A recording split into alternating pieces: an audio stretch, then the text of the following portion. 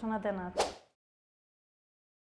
Me identifico con personajes generales de superación personal, personajes que han superado personalmente sus angustias, sus miedos. Muchos europeos, me identifico con Lars von Trier, con Bergman, con Michael Haneke, con los angustiados.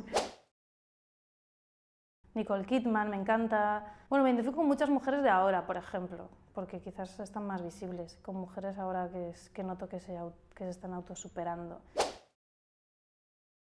Le daría valor a la profesión, que está ultra escondida y no nos hacen ni caso. Cuando terminas el primer corte, cuando a partir de ahí empiezas a ver si ya tienes el primer corte, a ver ahora cómo lo conviertes en una película.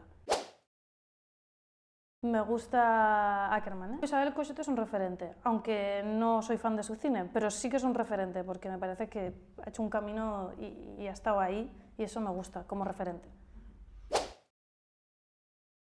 La previsibilidad, lo rompo todo, intento todo. El no se puede, fuera, nada, se puede todo. Creo en ti, siempre. Cuántas veces dudo y cuando dudo luego veo que mi camino estaba bien. Creer en ti. Creer en ti. Mis profesores me han influido mucho. Mis profesores de filosofía y de cine y de montaje me han influido, y mis profesores del colegio. Todos los referentes adultos que he tenido en mi formación que me han hecho creer en mis alas.